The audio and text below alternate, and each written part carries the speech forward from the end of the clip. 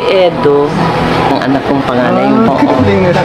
Ganyan din. Hala, kakambal ni Papa Eds, natagpuan na. Grabe baga mga kalingap, mga nakakamanghang kaganapan. At dahil dito mga kalingap Kalingap Rob and Kalingap Edo, masaya sa mga pangyayari. At syempre mga kalingap, kung nais nyo pong malaman ang kabuuan ng nilalaman ng video ito, panoorin nyo po hanggang dulo. At yan po mga kalingap ang ating pong topic at sabay-sabay po nating alamin at pag-usapan. Pero bago yan mga kalingap, bago po nating tuluyang pag-usapan ang ating pong topic, isa muna pong mapagpalang araw sa inyo pong lahat. Magandang araw at magandang gabi sa ating pong mga viewers and subscribers na patuloy pong sumusuporta sa ating pong munting channel, sa buong kalingap and supporters, sa mga bigating sponsor. Mega love shoutout po sa inyo pong lahat. At muli po tayong nagbabalik para sa isa na namang talakayan sa bago po nating topic na ating pong pag-uusapan. At syempre mga kalingap, sa bago pa lang po sa aking munting channel, sa mga hindi pa po nakakapag-subscribe, mag-subscribe na, mag-like and share na po kayo nang sa ganun lagi po tayong updated sa lahat po ng ating mga videos. At huwag na huwag po natin kalilimutang suportahan at imaraton po natin mga kalingap ang mag-amang matubang na si Kuya Bal Santos Matubang at syempre si Kalingap Rob. Patuloy po nating suportahan sila sa araw-araw po nilang pagtulong sa ating pong mga kababayang mahihirap para syempre mas marami pa po silang ma-scout. No skip ads mga kalingap, nang sa ganun patuloy pa silang nakatulong at mapalawak pa ang kanilang charity works. At so yun mga kalingap, dumako naman po tayo sa atin pong topic. Hala, kakambal ni Papa Eds, natagpuan na. Grabe baga mga kalingap, mga nakakamanghang kaganapan. At dahil dito mga kalingap Kalingap Rob and Kalingap Edo, masaya sa mga pangyayari. Wow, grabe mga kalingap, hindi may kakaila na ang katangian ni Papa Eds marami ang nagmamay-ari, marami ang nagiging katulad.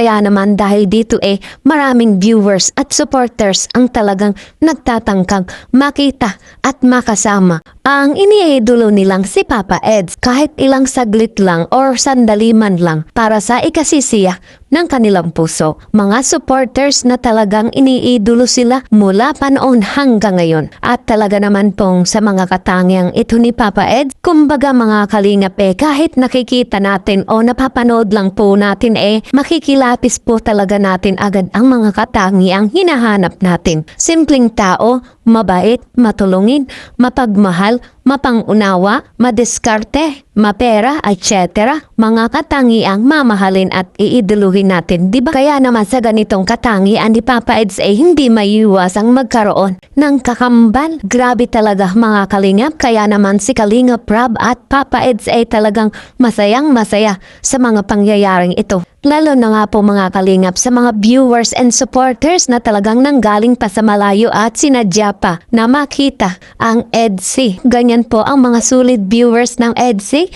sulit viewers ng Kalingap. Wow, di ba?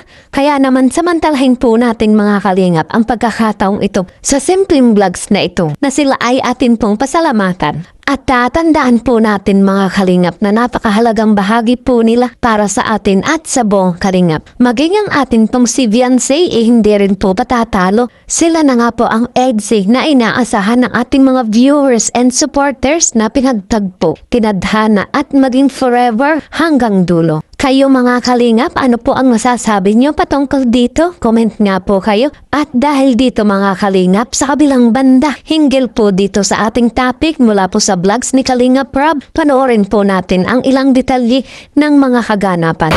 Ayan po sila tita. Mga supporters sila natin. Tita. Tara po, dito po tayo, Nay. Alalayan mo si Dula. Dito po. Ayan. Alam niyo mga kalingap, sila po ay from ano pa po kayo? Ano po? Galing pa nga po From kayo? Davao. From Davao po sila. Yeah. Ito lang po talagang pinunta nila. Kaya... Punta ko sana is Dubai. Dubai. Gusto sa... Ma-travel po Kasi sana gusto ko kayo. makita si Si Biancy. Si Biancy. Wow! Si Ay, nagpupuyat ako yan. Kami po, gusto niyo makita kami? Oo naman. Hindi, actually, galing na siya sa bahay. Tuwa kami doon. Galing na po sila sa bahay kagabi, kaya po, ayun, sabi ko, para masulit, eto, punta natin. Ah, ito yung ano niya. Ano po, may photoshoot po sila. Ayan! May supporters kayo. Yun! Ayan sila. Si Biancy. Si Biancy po siya nang inimikapan ko. Oo. Pasok po kayo.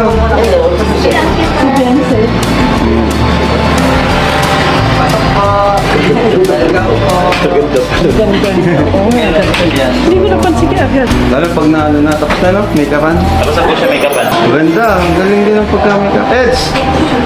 Sila ano, alam nyo, galing pa silang Davao. Para lang makita kayo.